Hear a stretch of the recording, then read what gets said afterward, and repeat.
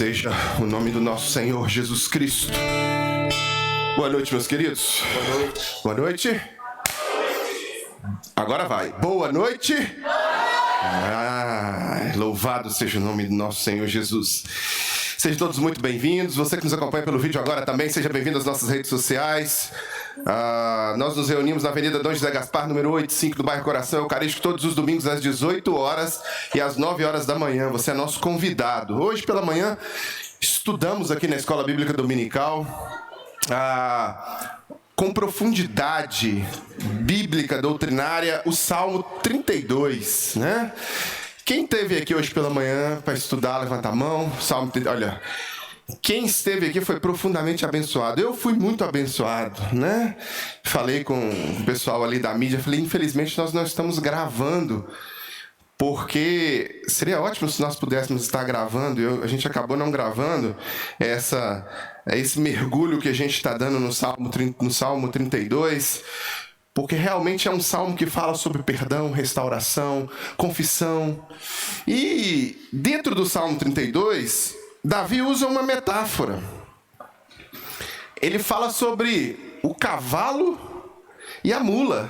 E é sobre justamente essa metáfora que nós vamos agora, nesse momento, refletir sobre este recorte. Salmo capítulo 32, versículo 9. Não seja como o cavalo e a mula é o tema da nossa reflexão. Para você que não estava aqui hoje de manhã, você toma até um susto, né? Como assim não seja como o cavalo e a mula? Que história é essa? Vamos ver então o versículo? Versículo 9, capítulo 32 de Salmo. O salmista vai dizer: não sejam ou não sejais como o cavalo ou a mula, sem entendimento, os quais com freios e cabrestos são dominados. De outra sorte, não obedecem, né? Do contrário, não obedecem. Esse versículo, meus irmãos, faz parte de uma aula profunda que Davi dá sobre arrependimento, perdão e direção de Deus em nossas vidas. A profundidade do Salmo 32 nos ensina, e Davi vai recortar Davi vai pegar essa metáforazinha, dizendo que o cavalo e a mula precisam, para ser domesticados, de cabresto.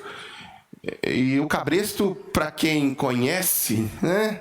Quem é do interior, quem já teve a oportunidade de montar cavalo ou de ter proximidade com o cavalo, sabe como é que ele funciona, né? Ele tem um freio que agarra na boca do animal assim, e quando você puxa, aquilo ali produz um freio mesmo, literalmente, né? Então o cabresto é para você dominar o animal, para você amansar o animal, domesticar o animal, controlar o animal. E Davi vai vai usar esse exemplo para dizer que a gente não precisaria ser como o cavalo e a mula, que às vezes são teimosos e insensíveis, né? E que precisam ser controlados com a ferramenta externa, né? O freio e o cabresto. Porque tanto o cavalo quanto a mula carecem de entendimento, né? Carecem de entendimento. Então o conselho de Davi é: não seja como eles. A gente tem uma frase que a gente usa muito, né? Que é: quem não vai pelo amor, vai pela dor, né? Ou você se compromete com Deus através da compreensão clara do entendimento e da entrega a Cristo Jesus de forma voluntária, por amor, ou você vai sentir alguma dor. Então o que o salmista está dizendo aqui? Evite sentir a dor. Evite que haja um cabresto, que haja algo que vai produzir em você um recuo forçado. E eu queria olhar esse versículo pedacinho por pedacinho com você. Primeira parte do versículo diz assim: não sejais como o cavalo ou a mula. Esse pedacinho inicial, né? O cavalo e a mula são conhecidos por sua força. mas também por sua teimosia, né? A gente tem no nosso linguajar brasileiro, a pessoa é teimosa como uma mula, né? É teimoso como uma mula, porque a mula ela é teimosa, né? Então o cavalo e a mula são conhecidos pela força e também pela teimosia, pela falta de discernimento, né? Eles não entendem a vontade do mestre por si mesmos. Eles não têm a compreensão, né? Você pega um cavalo e leva em um amansador. Quem é do interior aí sabe como é que é também, né? Você leva e aí tem um cara que vai amansar aquele cavalo. Porque o cavalo, por si só, ele não tem um entendimento de que ele precisa ser dócil, e na hora que o dono dele chegar para montar e tal... Não, ele vai sair dando coice, vai sair mordendo, aí ele precisa ser amansado, né? E ele precisa ser, de maneira forçada, guiado. O salmista usa essa comparação para alertar-nos a não agirmos como esses animais que só obedecem por coerção. Nenhum cavalo, nenhuma mula vai obedecer naturalmente. Acho que, na verdade, quase nenhum animal, né? Por mais dóceis que sejam os cachorrinhos, né, Dani? Eles também precisam ser disciplinados e condicionados para aprender, né? Quando a psicologia ainda era um pouco mais séria, e hoje virou bagunça, né? Eu me lembro que eu fiz comportamental aplicada, e nós tínhamos teoria e prática, e na prática a gente tinha um rato, uma ratazana grandona, gordona, que a gente pegava ela, não sei se vocês tiveram, não, né? Já, politicamente correto, já tinha. Na minha época eu ainda peguei. A gente pegava essa ratazana e ela era doidona. E o nosso trabalho era ter 6 meses para conseguir fazer aquela ratazana ficar dócil, obediente. E, incrivelmente, no primeiro dia, você não acredita que acontece. Você fala assim, gente, essa bicha é bagunceira demais, ela quebra tudo. Mas quando você faz o último dia de aula, você consegue ver ela fazendo todo o circuito, mexendo na alavanquinha, pegando a bolinha, fazendo tudo que você quer, aplicando as técnicas de coerção, as técnicas de condicionamento, estímulo, resposta. Na minha época a gente não usava mais não, mas quando Skinner criou, dava-se choque na bicha, para a bicha obedecer, né? Depois, na minha época, tinha parado. Era só com privação e estímulo recompensa. Hoje já não tem nem mais a bicha, agora é no computadorzinho, né? Porque os direitos dos animais aí já tomaram conta e tudo e tal. Mas aqui, Davi vai usar um animal, né? Um cavalo e a mula. Coerção para mudar, coerção para obedecer. Aí ele continua, que ele fala que o cavalo e a mula eles são sem entendimento. A falta de entendimento nos animais aqui é sinônimo, e a gente pode fazer um paralelo metafórico, de falta de discernimento espiritual por parte daquele que precisa obedecer, né? O salmista apela para que as pessoas busquem sabedoria e compreensão em vez de serem espiritualmente teimosas, necessitando de um controle externo, necessitando de uma tragédia, necessitando de um problema, necessitando de uma doença, necessitando de... Irmãos, eu já falei isso aqui várias vezes, eu não conheço ninguém, eu já estive...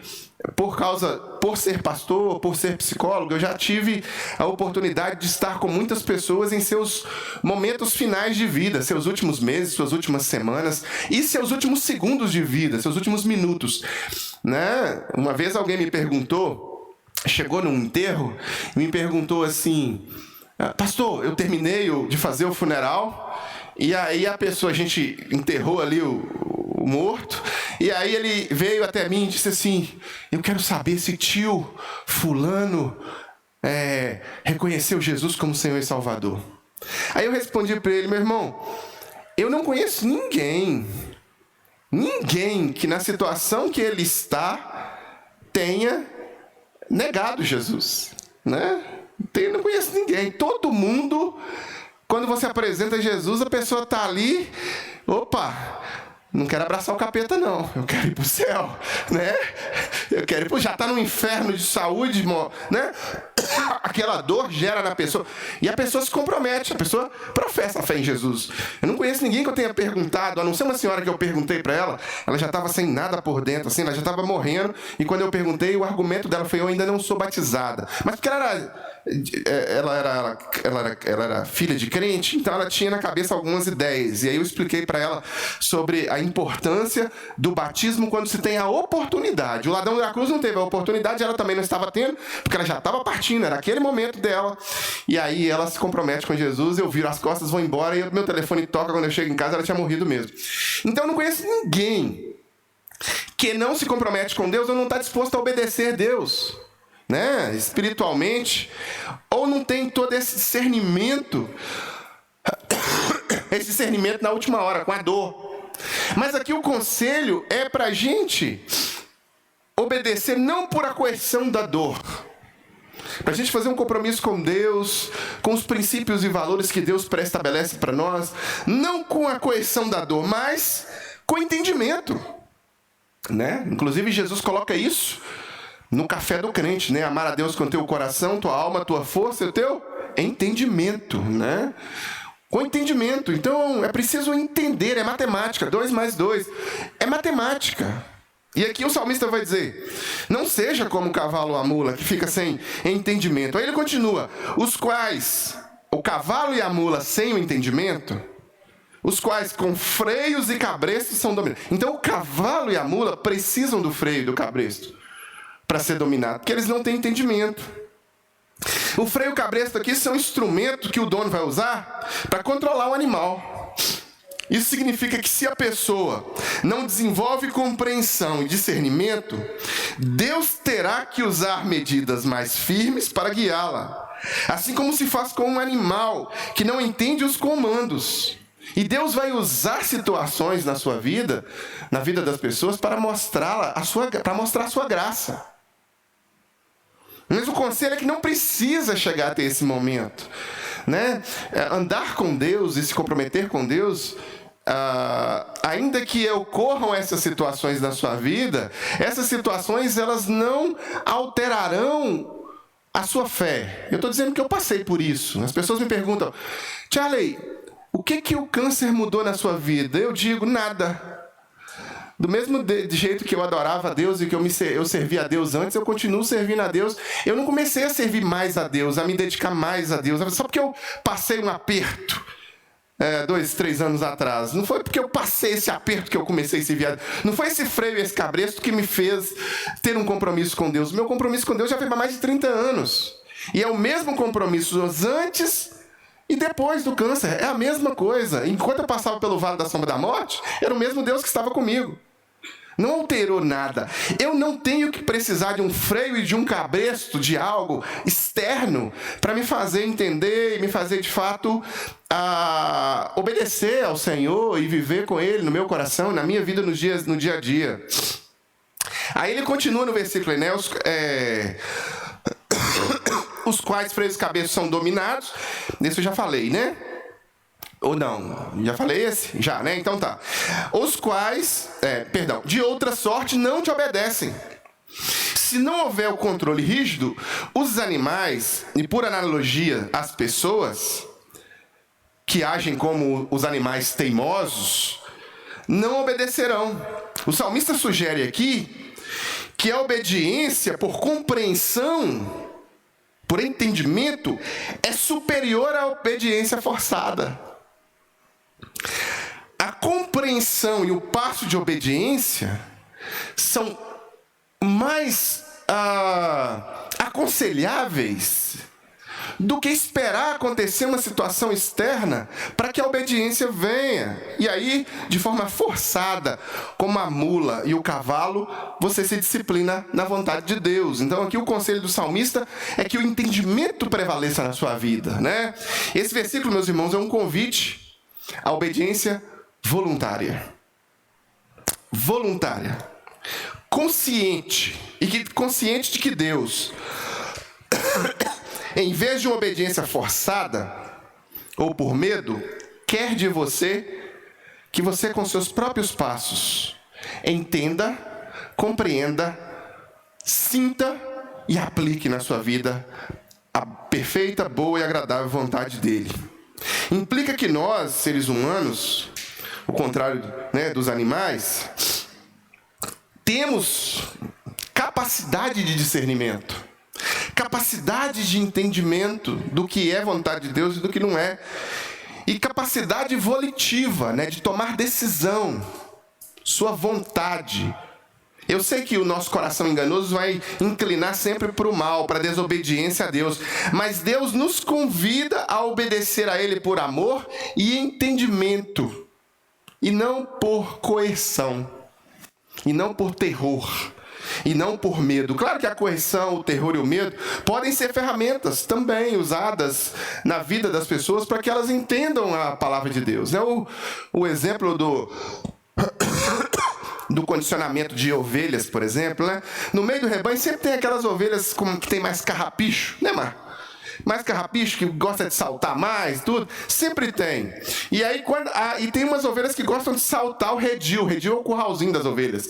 O redil.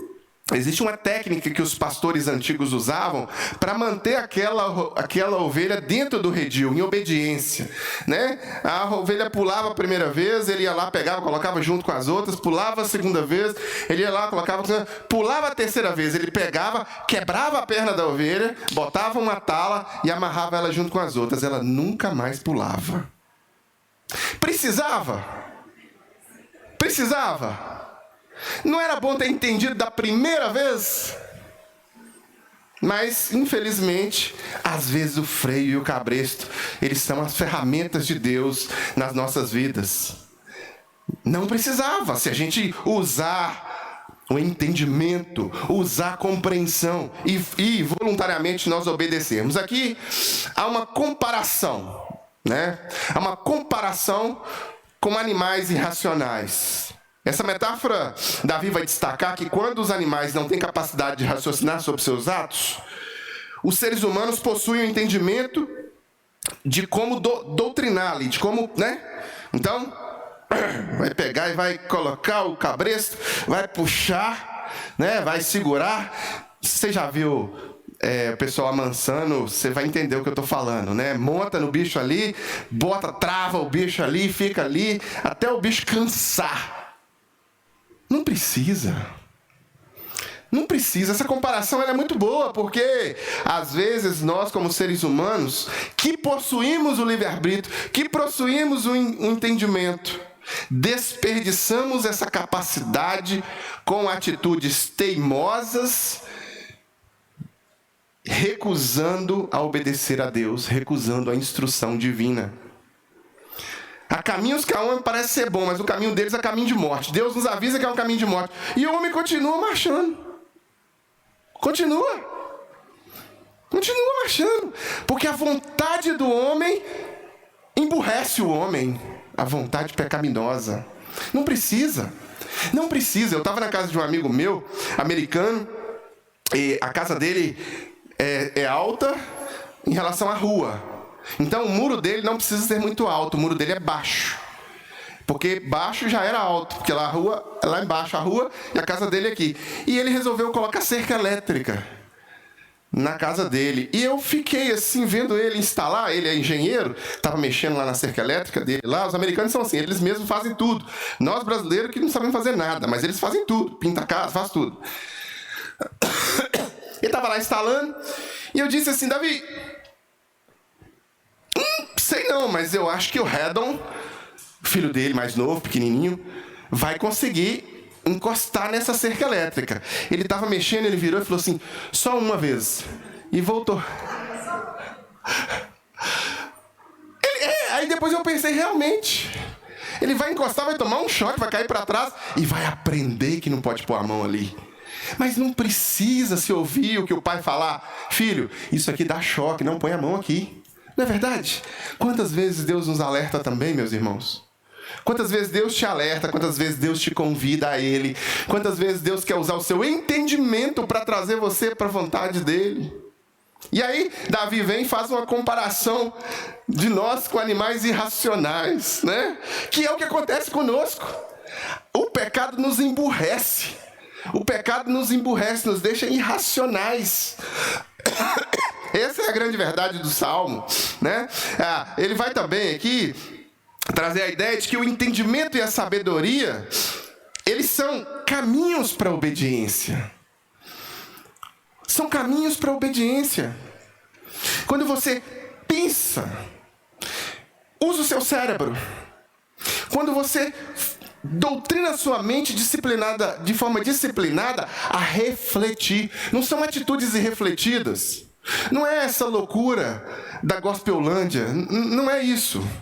Né? No Brasil a gente tem um emburrecimento intencional das pessoas. Né? É um emburrecimento intencional. Que quanto mais burro, mais dinheiro a pessoa dá.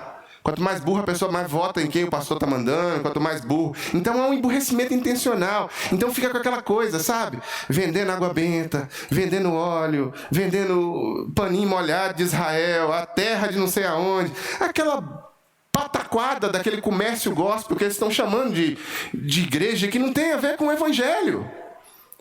Não tem a ver com o evangelho. Falta de entendimento. Meu povo perece por falta de conhecimento. E o conhecimento só vem com o entendimento.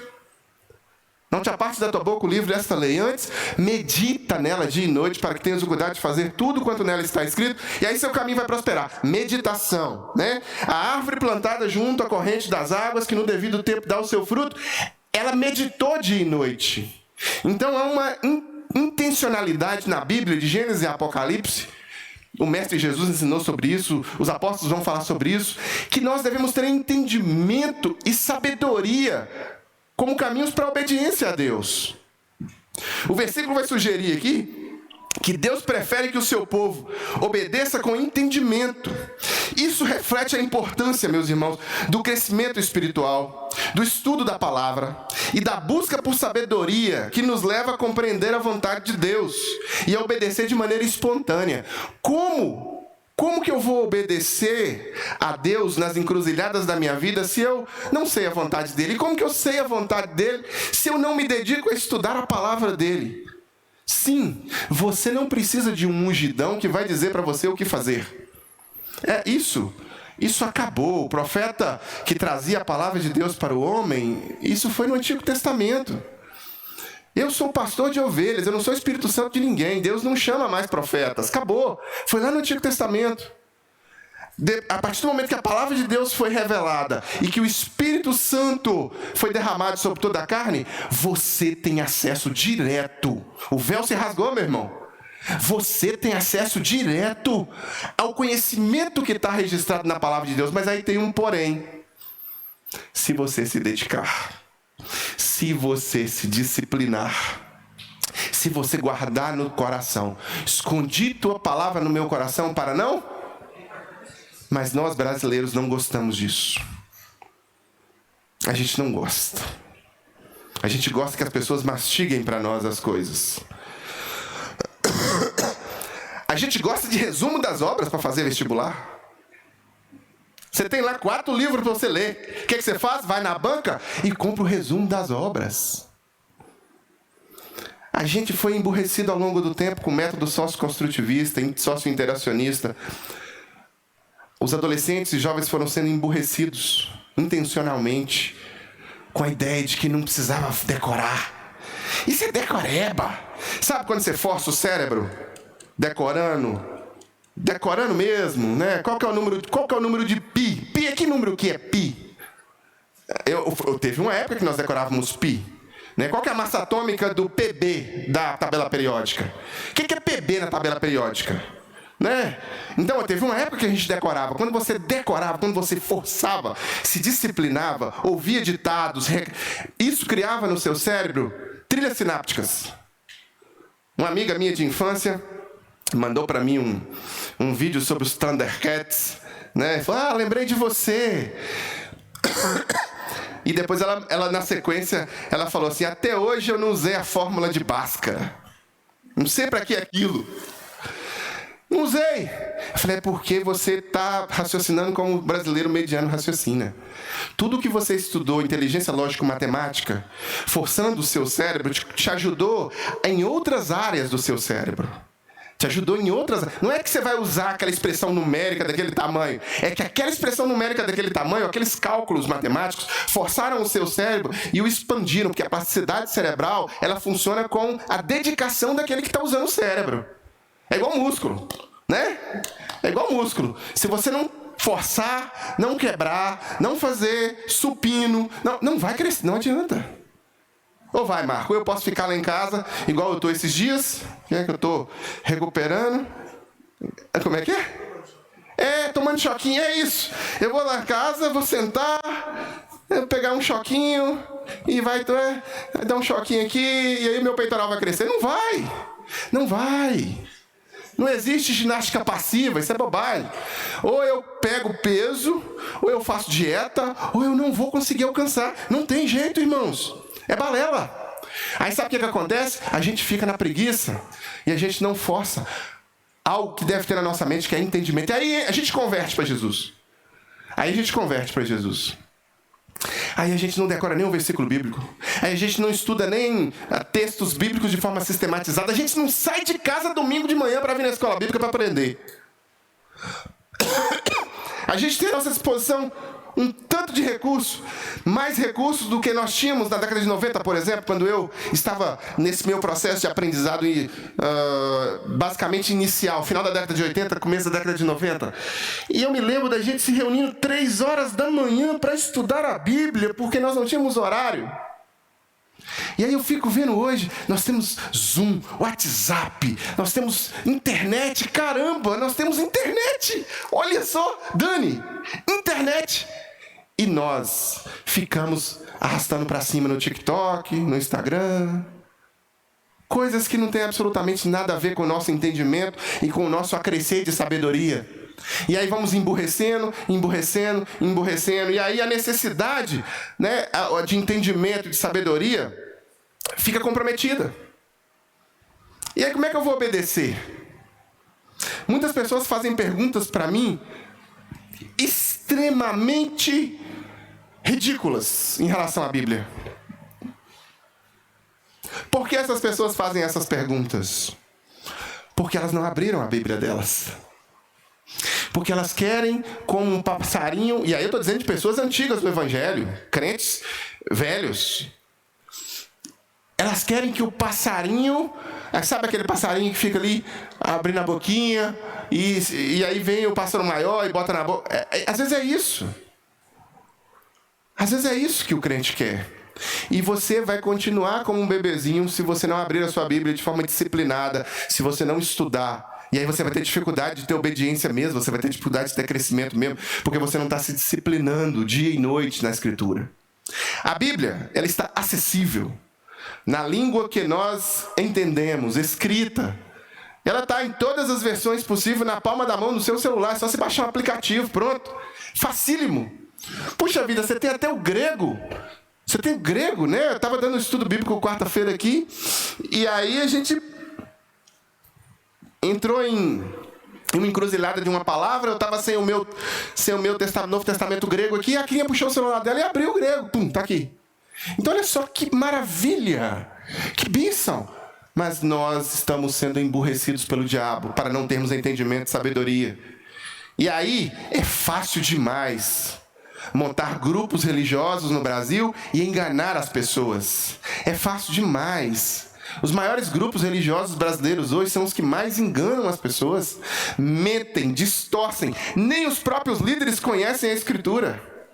Nem os próprios líderes estudam a Escritura com profundidade, mas eles sabem muito bem como manipular pessoas. Eles sabem muito bem como vender um céu na terra. Ele sabe muito bem como criar a demanda para vender um produto, né? A demanda da prosperidade instantânea. Como se Deus fosse um grande Papai Noel que vai ficar dando presentes o tempo inteiro, enquanto que Deus está convidando você ao entendimento e à sabedoria. E aqui o salmista nos chama a isso. Aí, o texto vai enfatizar também a necessidade de direção divina na nossa vida. Aqui, assim como o cavalo e a mula, né? Ele precisa, às vezes, de ferramenta externa para ser guiado. E aí a oração do salmista e a minha é que você não precise. É que você Não se permita ser medíocre e deixar que os outros façam aquilo que você deveria fazer. Oração, estudo da palavra, memorização da escritura, estudo sistemático para entender uma doutrina. Porque quando você estuda de forma sistemática, você erra menos na prática daquela doutrina, né? E o porquê? O porquê que nós fazemos as coisas como fazemos? O porquê nós ensinamos a castidade? Tem um porquê. O porquê nós ensinamos o batismo? O porquê nós ensinamos a ceia? O porquê nós ensinamos reunir todo domingo? Tem um porquê aquilo. Mas às vezes as pessoas não entendem. Então, nós não precisamos ser guiados como o cavalo e a mula, coercitivamente. Mas, contudo, todavia, no entanto, o versículo vai dizer que essa forma existe também, né? Então, a melhor forma de ser guiado é através de um coração submisso e obediente, através do caminho do entendimento. Mas, se preciso for, os freios espirituais ocorrerão. Ocorrerão, sim. Então, Davi faz aqui, meus irmãos, alguns desafios nesse versículo. Davi faz um apelo para o leitor, para quem está lendo, né? E o primeiro desafio pessoal diante desse apelo de Davi é que nós devemos buscar entendimento espiritual. Você deve buscar entendimento espiritual.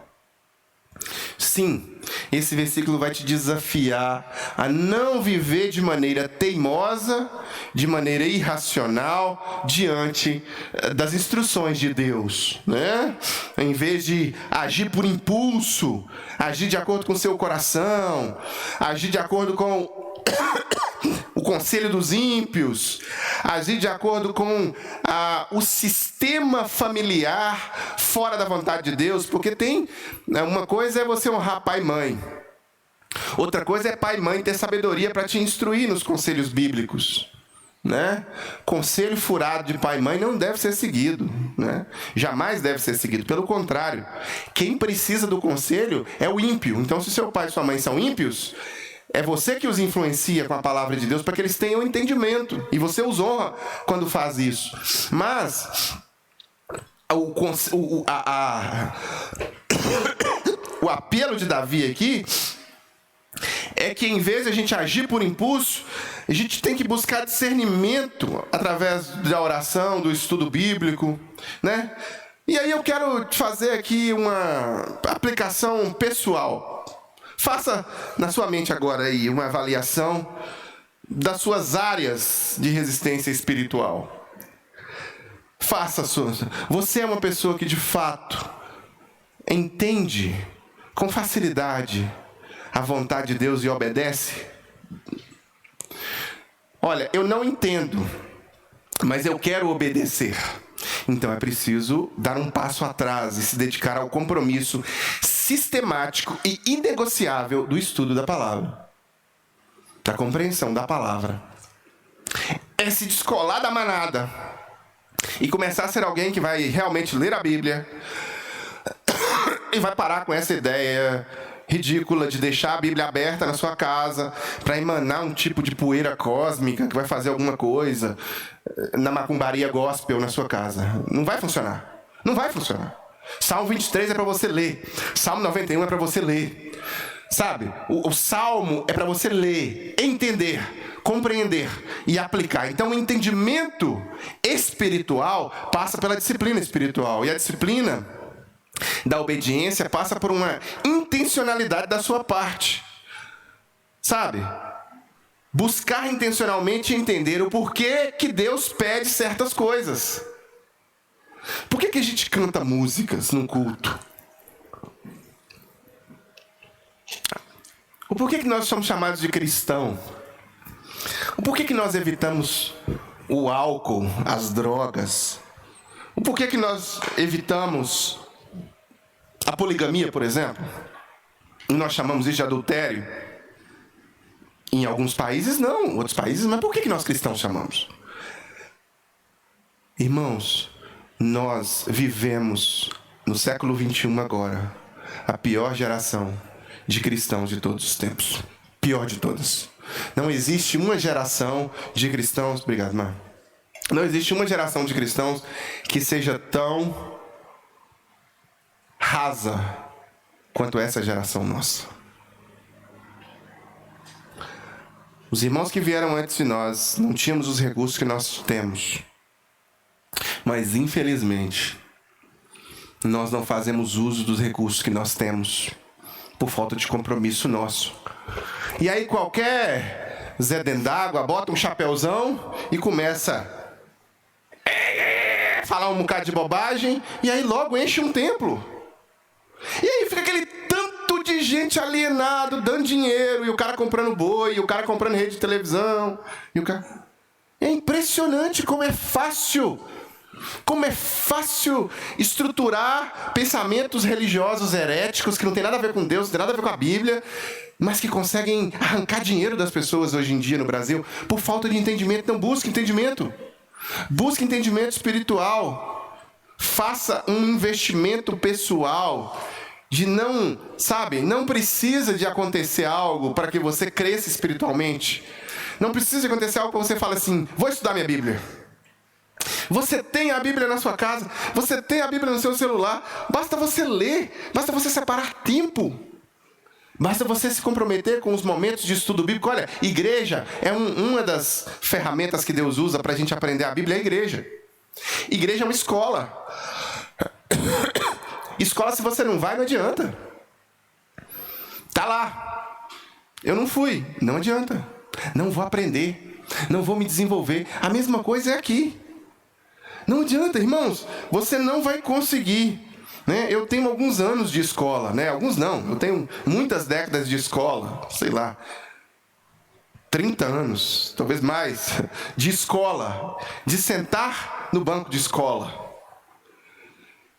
Das vezes que eu não fui, eu tomei pau. Pronto. Não fui, não aprendi. O que aconteceu no final do semestre? Bum! Tomei pau naquela disciplina.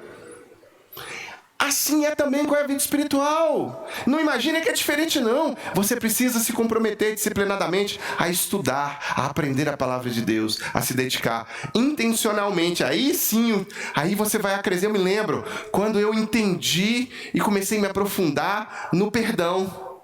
A minha mente era toda tomada pelo conceito secular. E eu me converti a Jesus. Como é que eu ia entender o perdão cristão? Não tinha como eu entender se eu não estivesse estudando a Bíblia. Então eu me lembro quando eu estava estudando a Escritura, eu me lembro quando os irmãos se comprometiam a me ajudar, eu me lembro quando o pastor me ensinava, eu me lembro quando eu me comprometi a estar na igreja para aprender. E aí eu fui desenvolvendo o meu raciocínio sobre perdão, coisa que transformou a minha vida. Transformou a minha vida. Então, busque entendimento espiritual. Não espere, você não precisa de um cabresto. Você não precisa para buscar entendimento espiritual. Busque entendimento. Uma outra coisa que o versículo vai nos desafiar, que Davi vai nos desafiar.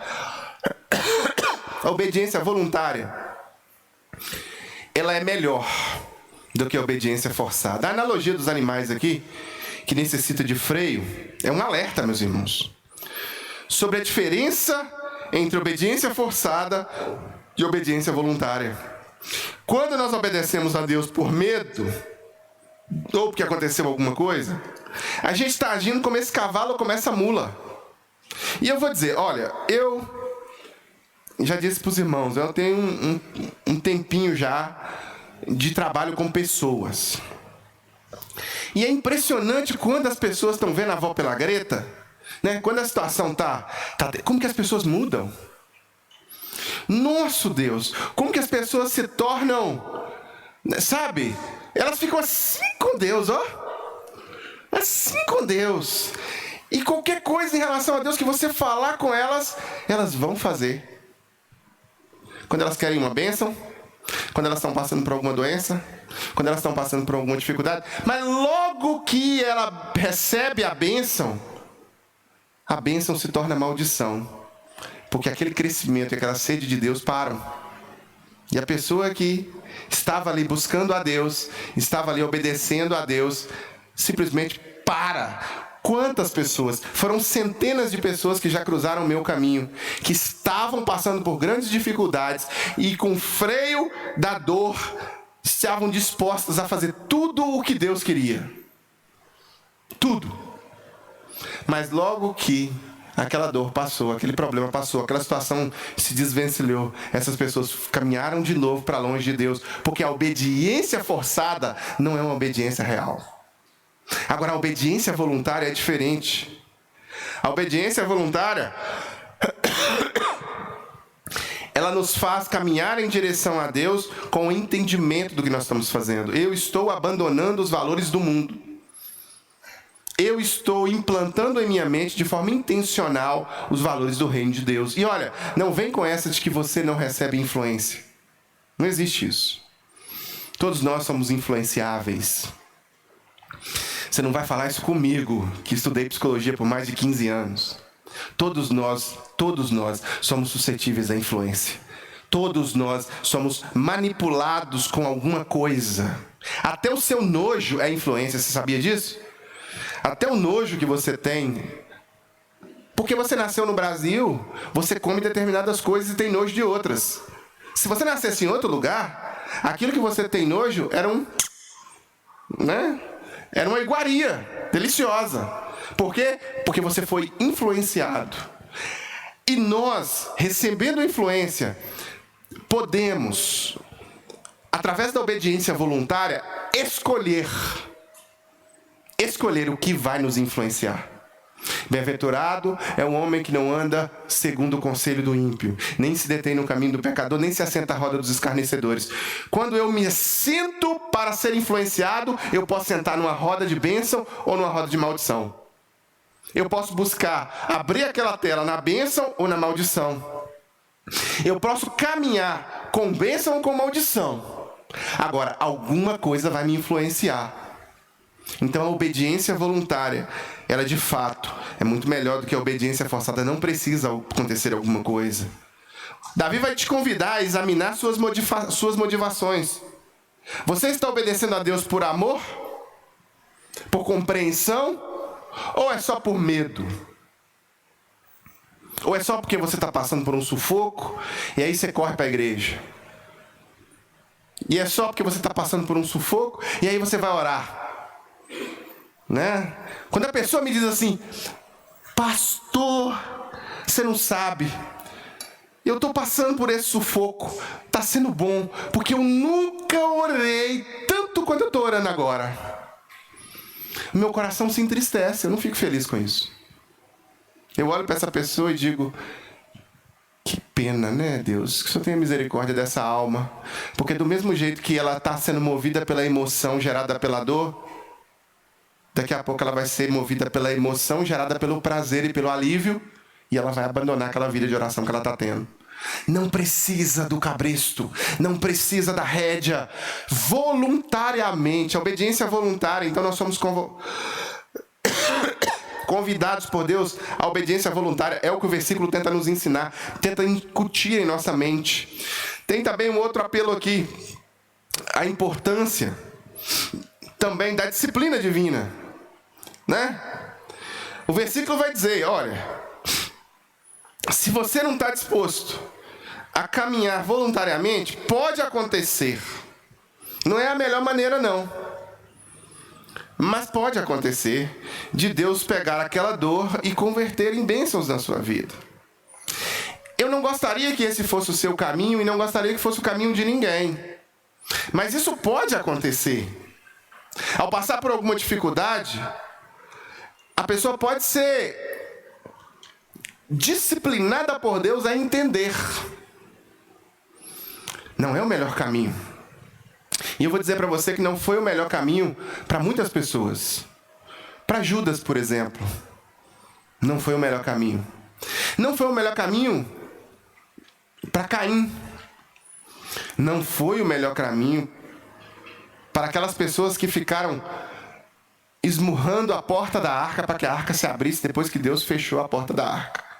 E não será o melhor caminho para muita gente que vai ficar para trás quando Jesus voltar. Então, Deus nos convida voluntariamente, mas Deus pode usar suas dores. E o quarto e último ponto de apelo de Davi para as nossas vidas nesse salmo, nesse versículo do Salmo 40, né? Do Salmo 32, eu estou com outro salmo na cabeça aqui, do Salmo 32, que depois você chega em casa e lê o Salmo 32 todo, são 11 versículos, precioso, leia ele todos quando você chegar em casa. É a submissão à vontade de Deus. Aqui, a importância da disciplina é o quarto agora, a submissão à vontade de Deus. Meus irmãos, o versículo vai nos ensinar que nós devemos aprender a ser submissos à vontade de Deus. Submissos voluntariamente à vontade de Deus, reconhecendo que os planos de Deus são os melhores e muito melhores do que os nossos. Então você deve, assim como um cavalo bem treinado aprende a confiar no seu cavaleiro, você deve aprender a confiar em Deus. Trabalhe a submissão à vontade de Deus em áreas da sua vida que você pode estar resistindo. Ser submisso à vontade de Deus, que é boa, perfeita e agradável. Você vê que engraçado que até dentro do espiritismo, né, eles usam exatamente essa expressão. Quando a entidade chega e toma posse de um cavalo, né?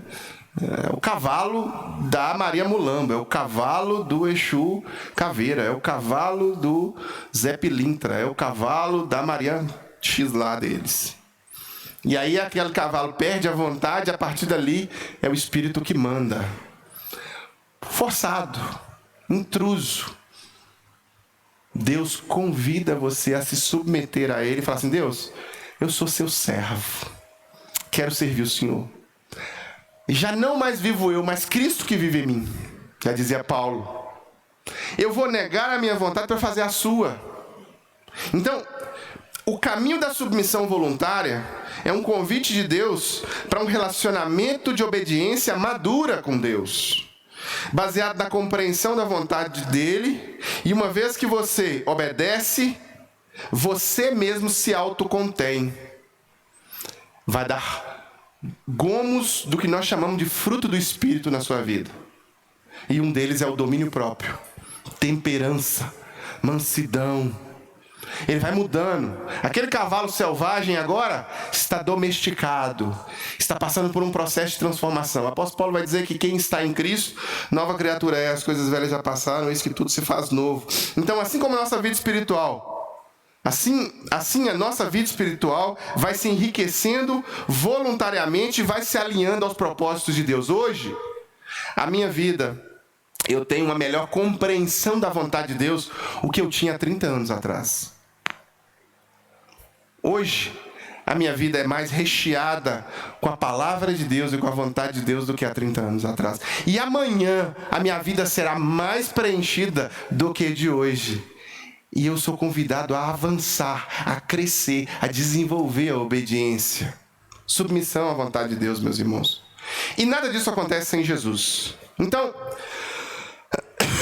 eu quero encerrar essa nossa reflexão pegando o salmista e trazendo a ponte entre a sua prática e esse ensino teórico de não ser como um cavalo ou como uma mula. Somente é possível através de Jesus. Sem Jesus não dá. É preciso que você se entregue a Jesus como Senhor da sua vida.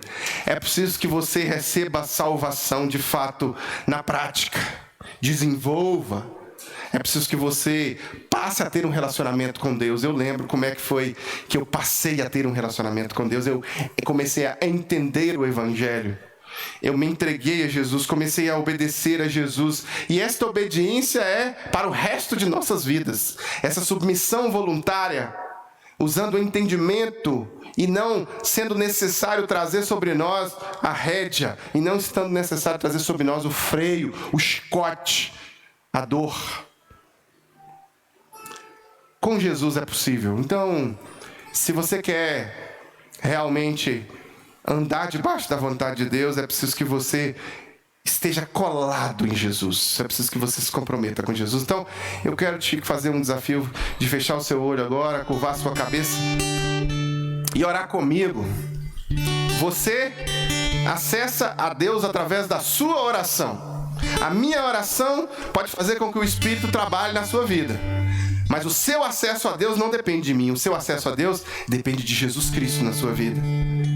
Ele é o caminho para que você acesse a Deus. Então ore agora, em nome de Jesus. Ore agora, submissos a Jesus. Ore agora, para buscar em Jesus ajuda para manter a obediência, para manter o caminhar voluntário de entendimento, a disciplina e a aplicação prática dos princípios e dos preceitos e dos valores da palavra dele na sua vida, para que você de fato alcance maturidade espiritual.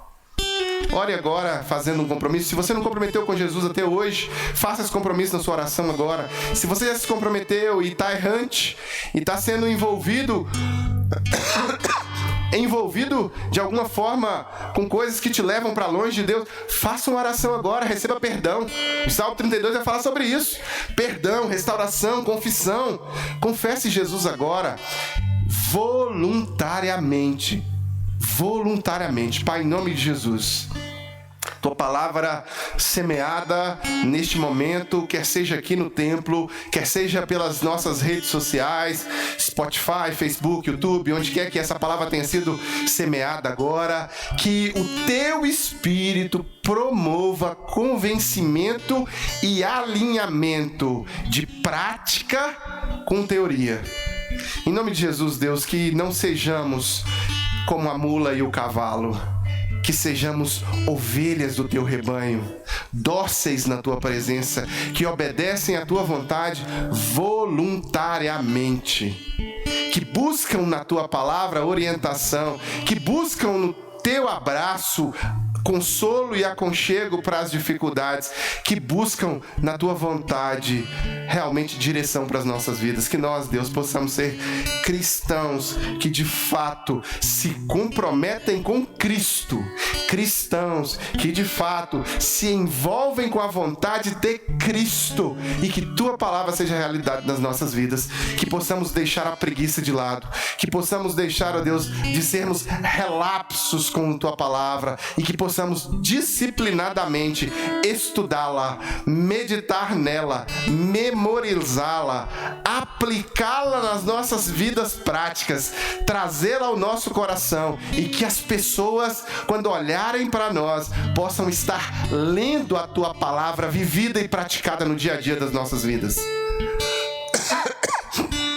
Que o amor, a paz, o gozo, longanimidade, bondade, mansidão, domínio próprio e todas aquelas coisas das quais a tua palavra versa, para que a gente venha viver no dia a dia, possam ser experienciadas por nós, e aqueles que nos cercam possam ver isso na prática.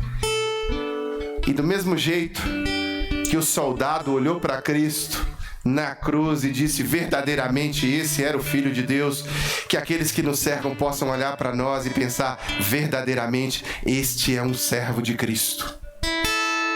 Aplica a teoria que aprendeu, se dedica para aprender, se desenvolve com sabedoria, e realmente não é como a mula e o cavalo, é obediente à tua palavra. Que essa seja a nossa realidade. Que sejamos cristãos assim, que nos comprometamos disciplinadamente a contribuir com o teu reino, a fazer com que as pessoas que estão ao nosso redor de fato enxerguem Cristo em nós, e que disciplinadamente o Senhor possa ter liberdade no nosso coração para nos transformar, moldar-nos dentro da sua vontade, não da nossa, moldar-nos a andar nos teus caminhos e não naqueles que achamos que é bom para nós, moldar-nos a fazermos escolhas pessoais que tragam honra ao teu nome, que o Senhor cresça e que nós diminuamos conforme nós cantamos aqui hoje, nessa noite. Que essa seja a nossa realidade, para a tua honra, para a tua glória, em nome de Jesus. Amém, amém e amém, amém, meus queridos. Agora, meus irmãos, para você que está aqui, na sua frente tem um papel e uma caneta. Você tem a oportunidade agora de fazer o seu momento de pedido de oração. Aqui nós vamos ter uma caixinha marrom e você pode preencher o seu pedido de oração e depositar aqui na caixinha marrom o seu pedido de oração. enquanto a gente vai cantar uma música. Você que nos acompanha pelo vídeo, eu vou me despedir de você agora. Que Deus te abençoe, foi muito bom ter você conosco aí até agora. Foi muito bom você ter participado, nem todos participam até o final, foi muito bom você ter participado até o final. Eu quero insistir com você, não existe culto online, isso não existe. Culto é congregacional, é preciso ter outras vidas conectadas. Então, você não assiste um culto de outra pessoa, você cultua. Então venha, Avenida Dom José Gaspar, número 185, bairro Coração Eucarístico. Todos os domingos às 18 horas. Venha participar conosco aqui. Você pode mandar também o seu e-mail para contato@igrejadocoração.com e nós vamos orar por você, né? A gente vai, do mesmo jeito que as pessoas vão trazer o pedido delas aqui, você pode mandar o seu pedido também. E você também pode contribuir financeiramente para ajudar esse trabalho, né? Nada aqui é pago com dinheiro público. Dinheiro público não é público porque as pessoas dão oferta, mas é com dinheiro do governo. O governo nunca ajudou a igreja evangélica, pelo contrário, a não ser aquelas igrejas alinhadas, né? Políticas, que mexem com política o tempo todo, estrutura política que mistura e funde a igreja e o Estado. Um dos princípios batistas é total separação entre igreja e Estado. Então a gente nunca aceita dinheiro público, dinheiro de imposto. É dízimos e ofertas dos membros, né? Então a gente paga luz, paga aluguel, paga a internet, paga a transmissão, paga a tecnologia. Tudo que é pago com dinheiro de dízimo e oferta. Então se você quiser ajudar, financeiro@igrejadocoração.com, tá aí na sua tela, é a chave Pix da igreja. Que o amor de Deus, o Pai, comunhão, constelação do Santo Espírito e graça de Jesus seja sobre sua vida. E para nós que ficamos, enquanto nós cantamos,